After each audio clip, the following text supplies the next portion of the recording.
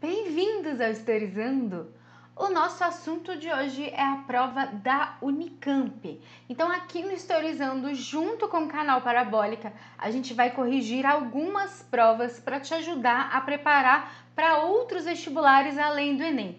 Então aqui no Historizando e lá no Parabólica a gente já tem muitos vídeos, tanto sobre o Enem, tanto sobre as matérias que caem no Enem. A gente está fazendo lives de revisão, que a gente vai voltar então no início de 2021, mas enquanto isso a gente também vai produzir conteúdo para vocês estudarem para as outras provas. Porque geralmente a matéria em si é a mesma, né? Então história ali vai cair a mesma matéria, mas de formas diferentes. Então é por isso muito importante você analisar a prova que você vai fazer. Hoje nós vamos falar da Unicamp, que dentro aí dos vestibulares paulistas vai ser o primeiro a acontecer. Eu vou então comentar com vocês parte da última prova da Unicamp, da primeira fase, e o Pedro Renó, do canal Parabólico, meu querido amigo, vai comentar a outra parte. Então, eu já vou deixar o link aqui embaixo para você, depois que assistir esse vídeo, assistir a parte dos comentários do Pedro e juntos aí a gente vai se preparar para todas as provas que você for fazer. Aproveita, se você gosta desse tipo de conteúdo, dá um like nesse vídeo e se inscreve no canal se você ainda não for inscrito ou inscrita para não perder nenhum tipo de revisão e nem nada desse tipo, beleza? Bom, vamos começar então com a questão 8 da prova da Unicamp. Gente, seguinte, no ano passado, né, no final do ano passado, eu também comentei a prova da Unicamp junto com o Pedro e eu comentei a questão de inglês, porque pelo que eu entendi, a prova da Unicamp gosta de cobrar em outras provas conteúdos históricos, né, em outras matérias. Mas aí não é nem só história, né? A Unicamp gosta muito de uma interdisciplinaridade, até mesmo com matérias que você não espera, porque você não espera uma questão de história na prova de inglês. E é isso que vai acontecer. E aí nós vamos analisar junto. Então a gente tem uma peça publicitária, uma propaganda, escrita assim: How red is the little red schoolhouse? Então é uma pergunta. How red? Quando você fala how red, é o quanto é vermelho.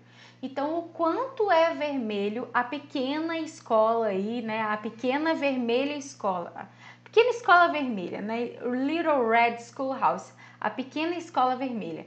Então, quão vermelho é a pequena escola vermelha? E aí, aqui, ó, não sei se tá dando para ver, mas tá falando assim, Organização Comunista de Propaganda. E aí você observa esse soldado aqui com um símbolo do comunismo, da foice e martelo no capacete, injetando alguma coisa nessa pequena casinha, que provavelmente é a escola, né? Aí embaixo tá assim, ó, It's high time American parents knew the facts. Então, está na hora, está no momento dos pais americanos, American parents, knew the facts, conhecer esses fatos, né? Entender esses fatos. Então, basicamente, o que é isso? A gente tem essa peça publicitária falando que essa escola aí tem interação, tem uma até doutrinação, né? Atualmente se usa muito essa palavra, comunista. Eu fui procurar sobre a Little Red Schoolhouse e parece que foi uma escola nos Estados Unidos, não sei se existe até hoje, mas parece que foi uma escola progressista, né? Gente, progressista não significa comunista. Progressista é que tem um estilo aí de educação que envolve mais questões de avanço, de tecnologia, de liberdade, etc, etc, né? E aí, aquela época, aqui provavelmente um período de Guerra Fria, você falar disso, você falar de coisas diferentes, as pessoas já ficavam meio assim. Então vamos ver as alternativas. A peça publicitária, letra A, questiona se aquele seria o melhor momento para os pais estarem cientes das ameaças fascistas combatidas pelo marxismo. Aqui a gente já elimina logo de cara, tá? Por quê? Primeiro, é uma questão fascista? Não. Toda a simbologia, inclusive a simbologia red, se você não conhece o símbolo do comunismo que está no capacete dele, não precisa, porque está escrito na seringa Organized Communist Propaganda. Blá, blá, blá. Meu inglês tá bom? Depois vocês comentam. Mas tá escrito já que é comunista, né? Então, se você não conhece que o red, que vermelho, é a cor aí que representa o comunismo, principalmente no momento de Guerra Fria. Se você não conhece foice e martelo, você vai conhecer aí pelo próprio nome, né? E o macartismo não combatia a questão fascista, o macartismo combatia a questão comunista mesmo, tá? Então, letra B. Defende a injeção vermelha e comunista nas escolas? É uma defesa, gente? Você falar para os pais tomarem cuidado é uma defesa? Pelo contrário, né? Você falar para os pais que eles precisam saber o que está acontecendo é um alerta, não é uma defesa, ok? Letra C. Denuncia a ameaça da injeção vermelha e comunista. Essa tá interessante. Nas escolas na era McCarthy. Essa política foi marcada pela instauração de investigações pelo governo e por indústrias privadas norte-americanas contra funcionários públicos e da indústria do entretenimento acusarem de serem, gente, liberais. Aqui no canal tem um vídeo que é sobre distratores. Eu fiz com relação ao Enem, mas isso vale para qualquer prova, para qualquer vestibular, qualquer concurso que você for fazer, aconselho você a assistir. E dentro dos distratores, tem um que eu chamo de Me Engana Que Eu Gosto. Por que Me Engana Que Eu Gosto? Você começa a ler e tá tudo certo, tá tudo bonito, tá tudo legal. No final, vem um negócio que, tipo assim, é nada a ver. Gente, essa aqui ganhou o troféu da maior Me Engana Que Eu Gosto que eu já vi na minha vida. Porque é o seguinte, fala muito bem, denuncia a ameaça da injeção vermelha comunista, isso. Na era McCarthy, né, na era do macartismo, isso. Política marcada pela instauração de investigações, isso. Aí começa a dar uma bambeada, né? Tipo, contra funcionários públicos da indústria de entretenimento. Sim, mas não é só eles, né? Toda e qualquer ameaça aí que era considerada, mas principalmente a questão do entretenimento foi bastante investigada, né? Aí olha o finalzinho, gente. Acusados de serem liberais. Não é liberais. Acusado de comunismo, né? Inclusive, nesse momento aí, tratado como oposição. Gente, o que teve de gente que com certeza marcou essa, por isso que a atenção é extremamente importante. Não deixa as coisas pela metade na hora da prova, você pode perder ponto à toa. Então, entendeu o erro aqui? Beleza. Agora, olha a D aqui, né? Provavelmente nosso gabarito. Observa aqui, ó. Defende que já passou da hora de os pais estarem cientes da ameaça comunista, né? Tipo, acorda aí, gente. Combatida pelo macartismo. Essa política, instaurada no contexto de Guerra Fria, foi marcada por violações de direitos individuais e instauração de inquéritos por parte do Comitê de Atividades Anti-Americanas. Isso ficou ali, a perseguição, essa questão em cima do comunismo ou da ameaça comunista, né? Que até hoje, gente, existe muito esse argumento, né? Inclusive, se vocês querem um vídeo, um curta historizando sobre o macartismo, comenta aqui embaixo, posso fazer para vocês, tá? Só especificamente sobre ele. Aqui já tem uma playlist inteira de Guerra Fria que eu comento o macartismo, mas a gente pode fazer um específico. Certinho? Vamos para a próxima, senão a gente vai demorar muito, né? Os imperadores romanos que reinaram no século II administraram um vasto império. Eles se tornaram mais abertamente monárquicos e dinásticos, particularmente fora de Roma, onde não precisavam se preocupar com os humores do Senado. Emergiu uma corte itinerante que competia por influência. Comunidades provinciais enviavam um embaixador atrás do outro para acompanhar o imperador onde quer que ele pudesse estar. Poderiam encontrar Adriano às margens do Nilo ou supervisionando a construção da grande muralha que cruzava o norte da Bretanha, ajudando a projetar seu templo de Vênus diante do Coliseu.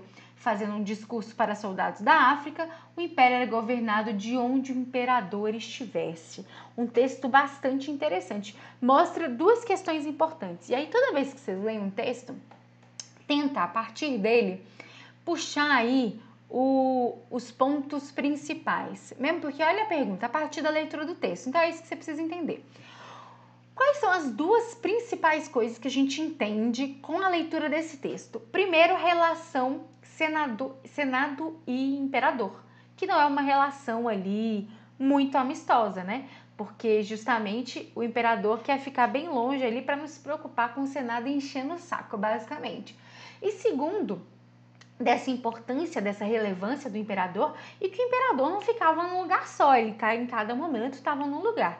Duas informações que a gente precisa colocar na nossa cabeça antes de ler as alternativas para facilitar a nossa vida, beleza? Então vamos lá. O Senado, composto por notáveis, fazia oposição à centralização do poder do imperador e garantia a centralidade do governo em Roma e a democratização das decisões governamentais. Essa é um pouco uma engana que eu gosto também, porque começa justamente com uma afirmação interessante. O Senado, composto por notáveis, fazia oposição à centralização do imperador. Beleza, mas existia essa garantia de centralidade e democratização? Se ele acabou de falar que o império era governado de onde o imperador estivesse, então por mais que o Senado existisse e botasse pressão, quem tomava a decisão final? O imperador. Era uma questão democrática de todo mundo, da maioria participando? Não. Inclusive, democracia nem existiu, tá, gente, no Império Romano, porque você tem aí alguns cargos específicos exercendo aí esse poder, tá? Então, não. Beleza. B. O Império Romano foi marcado pelas disputas de poder entre o imperador e o Senado. Já é exatamente o início do texto que a gente comentou aqui. Os conflitos entre eles acabaram por resultar na diminuição do poder do Senado no que diz respeito à administração pública. Gente, perfeito. Sabe por quê? O texto, ele mostra exatamente esse caminho. O conflito entre Senado e Imperador, e ao longo do texto mostrando aí a variedade de localidades e que ele fazia e mandava de onde ele estivesse, mostrando exatamente isso, que o Imperador aí é a palavra final, é a cartada final, tá? Então, letra B, acredito que seja o nosso gabarito. Vamos às outras. O Senado, composto por notáveis, de novo, apoiava a centralização do poder nas mãos do imperador? Se tivesse de fato um apoio, você acha que teria tanta intriga, tanto conflito? Já começa errado, né? A nova estrutura política do império permitia a mobilidade da administração pública representada pelo imperador. O final é até legal, né? Porque acontece isso mesmo, essa mobilidade. Mas o Senado não vai apoiar, pelo contrário, vai ser uma oposição, né? E aí, gente, para quem estuda Império Romano, e aqui já tem um vídeo de Roma, ele é mais antiguinho, mas muito elogiado, fico muito feliz, inclusive. Para quem estuda Império Romano já viu e sabe que ao longo de todo o período imperial, você tem conflitos, né, entre Senado e Imperador. Letra D, o Império governado por militares opunha-se às comunidades provinciais. Não tem nenhuma relação, né? Isso levou ao desaparecimento do Senado, também não. Então, erro atrás de erro. Então, nosso gabarito B de bola, beleza? Vamos aí ao 83. O surgimento das primeiras universidades no século XII e XIII marca um momento capital da história do Ocidente medieval, beleza. Em relação à época anterior, esse momento comportou elementos de continuidade e ruptura. Os primeiros devem ser buscados na localização urbana das universidades, no conteúdo dos ensinamentos, no papel social dos homens de saber. Já os elementos de ruptura foram inicialmente de ordem institucional. No âmbito das instituições educativas, este sistema era novo e original. As comunidades autônomas dos mestres e dos estudantes eram protegidas pelas mais altas autoridades leigas e religiosas daquele tempo, permitindo tanto progressos no domínio dos métodos intelectuais e em sua difusão, como uma inserção mais eficiente das pessoas de saber na sociedade da época. Considerando o texto e seus conhecimentos sobre o período medieval, assinale a alternativa correta. Gente, essa questão de universidade já caiu demais em tanto vestibular. Se eu não me engano, nas últimas provas do Enem já teve também sobre a questão da universidade, um texto do Legoff. Esse aqui é do Legoff? Não, não é do Legoff. Porque assim, gente, texto do Legoff, para você que ainda não entrou na universidade e não fez história, tô brincando, mas para você que aí não é historiador nem historiadora, Legoff para história ocidental é referência em Idade Média. Ele tem, tipo assim, uma coleção inteira de livros da Idade Média. Inclusive, se você tem curiosidade sobre esse assunto, livros do Legoff, você pode ler de boaça que você vai ser bem servido ou servida. Mas vamos lá. Né? A gente tem aí então o texto falando dessa questão das universidades, né? Então vamos lá. Letra A. A Igreja Católica apoiava a estruturação das universidades medievais, que representavam o avanço das ciências e superação de dogmas e teorias teocêntricas.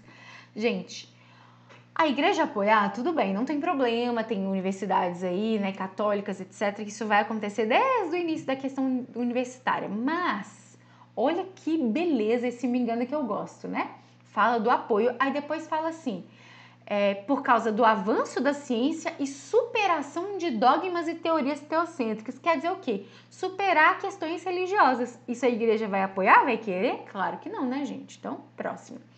A organização institucional diferencia as universidades medievais das corporações de ofícios, visto que seu método de estudo estava calcado na escolástica, caracterizando o atraso do mundo medieval, gente. Não, você não pode falar através de um estudo que é um atraso, tá? Gente, isso é muito uma visão renascentista, iluminista, né? Que fala a idade das trevas e tal. Tem disso não, tá? Isso, inclusive, dentro da historiografia, isso é muito mal visto, você falar dessa forma, né? É um preconceito, basicamente. Então, C. A ruptura trazida pelas universidades medievais foi o início da atuação dos copistas nas bibliotecas. Gente, copista na biblioteca existe independente da universidade, tá? Claro que pode existir mais graças à universidade, mas não é uma questão de dependência. Que copiavam sistematicamente a produção de autores latinos críticos aos dogmas religiosos. Gente, copista, copiava a Bíblia, copiava coisa religiosa, copiava texto religioso. Parte da educação ocidental medieval, uma boa parte é financiada pela igreja, tá? Então a gente não pode falar dessas rupturas assim drásticas não nesse momento. Agora a letra D, provavelmente nosso gabarito, né? A institucionalização das universidades medievais era um dado novo no período. Essas instituições se caracterizavam pelo apoio das autoridades de dentro e de fora da igreja e pela maior autonomia e inserção social. Perfeito! Você está misturando exatamente as duas coisas. Você tem um apoio, você tem a questão da urbanização, você tem a questão do crescimento, mas você também tem a igreja, tá? Essa concorda com tudo isso, ok? Então, letra D, nosso gabarito. Eu tô demorando, né, gente? Foi mal aí, eu gosto de falar demais. Depois vocês comentam aí, Tati, pode ser mais rápido, ou Tati, tá bom assim? Vocês vão comentando aí. Tati, cheguei na questão 85. Comenta aqui também, porque às vezes meu coração dói quando o vídeo fica muito grande e vocês assistem só um pedacinho, né? Mas vamos lá. Não vou começar a chorar.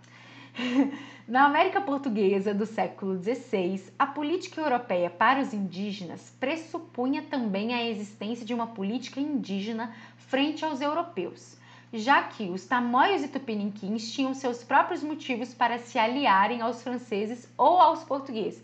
Isso aqui, gente, tem muita relação com a invasão francesa, tá? Você tem conflitos aí, não só entre franceses e portugueses, mas entre tamoios e tupiniquins, tá? Com base no excerto, então, nesse trecho e nos seus conhecimentos sobre os primeiros contatos entre europeus e indígenas no Brasil, assinale a correta. Letra A.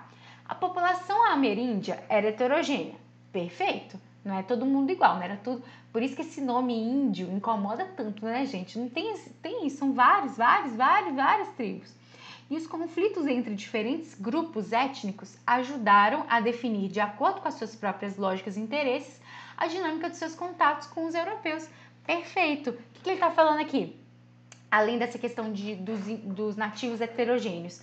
Está falando que justamente essa diferença e gerando inclusive conflitos define também até mesmo em quem os nativos vão se apoiar, porque os nativos têm essa questão com os portugueses e com os franceses na invasão francesa, né? Então, responde assim, perfeitamente, letra A. Vamos para as outras. O fato de Tamoios e Tupiniquins serem grupos aliados já começou errado. Não são grupos aliados, né? Contribuiu para neutralizar a disputa de francês e português. Neutralizou nada não. Um ganhou, outro perdeu. Não teve neutro não, tá? Então, bye bye essa. C. Os indígenas, agentes de sua história, desde cedo, souberam explorar as rivalidades entre os europeus. Foi mal, gente.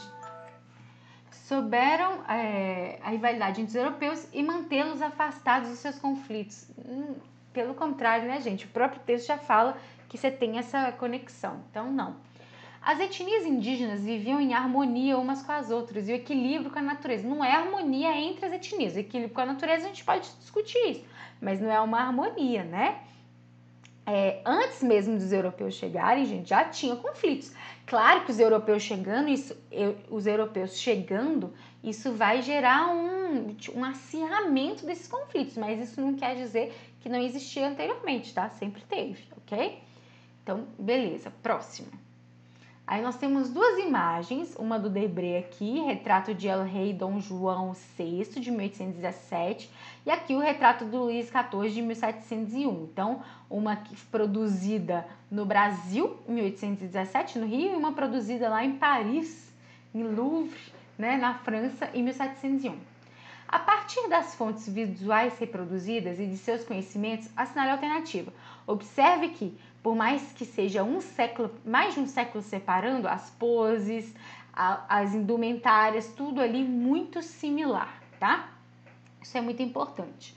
Olha só, a única monarquia americana precisou afirmar a figura do governante e sua memória política, recorrendo à imagética da autoridade real francesa do antigo regime. Esse mecanismo foi enaltecido pela imprensa do liberalismo constitucional. Vamos lá. É a única monarquia americana? Não. Tiveram outras monarquias na América, claro que a que durou mais foi a brasileira, mas teve no México, se eu não me engano, teve no Haiti, se eu não me engano, né? Então, não é a única monarquia. E segundo, que esse mecanismo foi enaltecido pela imprensa do liberalismo constitucional. O liberalismo constitucional vai apoiar, enaltecer uma questão que é similar a um absolutismo, sendo que o liberalismo se opõe ao absolutismo? Não. O Debré usou o quadro de Rigard, então o Debré pegou o quadro, o Debré é o da esquerda, pegou o da direita para referência, né, como referência visual, e preparou retratos em seu estúdio no Rio de Janeiro. Isso era importante, pois a autoridade monárquica joanina assentou-se na liturgia política e no pouco uso da violência. Olha que louco, essa alternativa. Primeiro, ele tá falando de imagem, né? E fala de pouco uso da violência. Primeiro, não tem nada disso de pouco uso da violência, tá? Segundo, o Debré sim pode ter usado como referência, mas eu vou saber lá se ele tinha especificamente um estúdio ou se ele pintava em vários lugares. Isso aí é meio estranho, né? E aí, de novo, isso era importante, pois a autoridade monárquica assentou-se na liturgia política e no pouco uso da violência por causa dessa imagem? Não, gente, não tem nenhum tipo de conexão de relação. Essa imagem de representação, de imponência, não tem a ver com isso, né? E não tem pouco uso da violência não, tá? C. O retrato de Dom João foi pintado para ser exposto, embora existisse no Rio de Janeiro da época um circuito expositivo de salões e belas artes, pinacotecas, museus, onde pudesse ser visto. Tais espaços foram renomeados na República. Não tinha circuito gigantesco, né? Inclusive, isso começou a existir a partir da vinda do Dom João VI, tá? E geralmente os retratos eram pintados para serem exibidos nas casas, né? Nos palácios, etc., né? E até mesmo para usar na imprensa, alguma coisa assim. Não tem essa questão de um museu ainda nesse nível, né? E aí, por último, mais ou menos importante, o projeto de europeização da Corte do Rio de Janeiro e a necessidade de afirmar a autoridade de Dom João VI, aí sim, mostrar imponência, levavam a uma política de fomento à imagética do poder baseada aqui na monarquia francesa, que é uma das monarquias de maior referência dentro do antigo regime, tá, gente? Aí sim, letra D vai responder muito melhor a questão, né? Agora vamos para essa aqui. Os números indicam que antes da abolição de 88, restavam pouco mais de 700 mil escravos no Brasil. Conforme a estimativa do censo de 72, elaborada pelo IBGE, a população total do país era de esse tanto de gente aí. Isso indica que grande parte da população de cor, pretos e pardos, já havia adquirido a liberdade por seus próprios meios antes da Lei Áurea. Gente, já caiu uma questão praticamente igual, com praticamente esse texto na prova do Enem. Já caiu. Com base no excerto e nos conhecimentos sobre a história da liberdade do Brasil, assinale a alternativa correta. Inclusive, gente, A prova da Unicamp é uma prova boa sim para treinar para o Enem. Uma grande diferença é porque não tem letra E, né? Mas os textos, as imagens, as análises, com certeza é uma prova muito rica para a gente treinar para o Enem. Então, com base nos exercícios de conhecimento sobre a história da liberdade, assinale a correta. Perfeito, vamos lá. A maioria da população negra já era liberta antes de 1888. Beleza. Porque as províncias escravistas do Sudeste, almejando abrirem-se para a imigração italiana, vinham adotando medidas abolicionistas desde o fim do tráfico em 1850. Na verdade, não é essa a motivação, tá? O que acontece? Você tem uma questão da imigração, mas não é porque o Sudeste estava adotando medidas abolicionistas, é porque as leis abolicionistas estavam começando a acontecer começando com o fim do tráfico negreiro em 1850. Então, não é uma medida das províncias escravistas do Sudeste. Pelo contrário, as províncias escravistas do Sudeste estavam tentando ao máximo aí adquirir escravo, né? Tanto que com o fim do tráfico negreiro, quase no finzinho, o comércio aumentou muito, teve a questão do comércio interprovincial, então não foi uma iniciativa das províncias do Sudeste, tá? Letra B. Em termos globais, o grande percentual da população livre de cor reflete o peso demográfico da população liberta, concentrada nas províncias pouco dependentes da escravidão. Gente, província pouco dependente da escravidão, Santa Catarina e Paraná. Só pensar por um momento, sabe quem? Farroupilha. Gente, Farroupilha dependeu dos negros escravizados, basicamente, tá indo. Depois eles massacraram todo mundo, inclusive quem me segue no Instagram viu que eu postei sobre isso, né, sobre essa questão da traição na Guerra da Farroupilha. O INEP postou recentemente um post aí sobre Farroupilha e aí eu comentei lá, se vocês quiserem estar no meu IGTV. Então não, né? Na verdade, as primeiras províncias que vão ter aí praticamente todo mundo liberto são as províncias do Nordeste, não do Sul, do Sudeste, tá? A maioria da população africana e seus descendentes já era livre quando a Lei Áurea foi aprovada. Ótimo, porque vinha obtendo alforrias através de uma multiplicidade de estratégias desde o período colonial. Perfeito! Gente, a maioria da população africana conseguiu isso porque desde aí do período colonial você tem a resistência negra, gente. A gente precisa conversar sobre isso. Não são as leis abolicionistas exclusivamente, né? Não é só um movimento branco abolicionista que de fato vai levar à abolição em si. Você tem a resistência negra desde o período aí do colonial. Inclusive aqui no Dia da Consciência Negra eu fiz um vídeo sobre a questão dos quilombolas, do zumbi, aconselho a dar uma olhada. Então essa discussão é muito maior que isso. E aí, olha o que mais atende, né, para ser o gabarito, gente. Multiplicidade de estratégia. Tem um movimento abolicionista que tem ali grandes ricos e tal, que vai juntar grana para a abolição? Tem. Tem a galera que vai fugir? Tem. Tem movimento de resistência negra? Tem. Tem quilombos? Tem. Então tem multiplicidade, ok? E letra D, o alto número de libertos... Oh, meu Deus do céu, esse negócio aqui foi mal, gente. O alto número de libertos antes de 88 reflete o impacto da abolição dos escravos por parte do imperador Dom Pedro II, pois a família real era a maior proprietária de cativos durante o século XIX na região do Vale do Paraíba. Não tem conexão. Primeiro, o alto número de libertos reflete o impacto da abolição dos escravos por parte do imperador. Gente, o alto número de libertos reflete um diferente impacto nessa abolição. Porque se já a maioria era liberta, qual é o impacto? E é exatamente essa pergunta que o Enem cobrou. Se a maioria das pessoas eram libertas, que impacto é esse que a abolição causou? O impacto político, o impacto que se torna lei, que se torna proibido, que agora ninguém mais vai poder. Então a maioria está liberta, mas tem que ser todo mundo e não pode ter escravidão, é proibido, tá? Então, essa sim é a discussão, inclusive, que caiu na prova do Enem. Gente, peço perdão se eu demorei demais, se eu falo demais. De novo, se você chegou até esse final desse vídeo, comenta aí. Tati, cheguei até o final, gostei. Tati fala menos, Tati fala mais. Vocês me contam aqui embaixo. Nas outras redes sociais, o Historizando é @historizandotati, eu estou em todas elas. Podem me procurar por lá. Instagram, Twitter, TikTok, tudo. E, por favor, dê um like nesse vídeo se você chegou até aqui, se inscreva nesse canal e lá no Parabólica tem a continuação da resolução dessa prova da Unicamp, tá bom? Muito obrigada pela sua atenção, um beijo e até a próxima!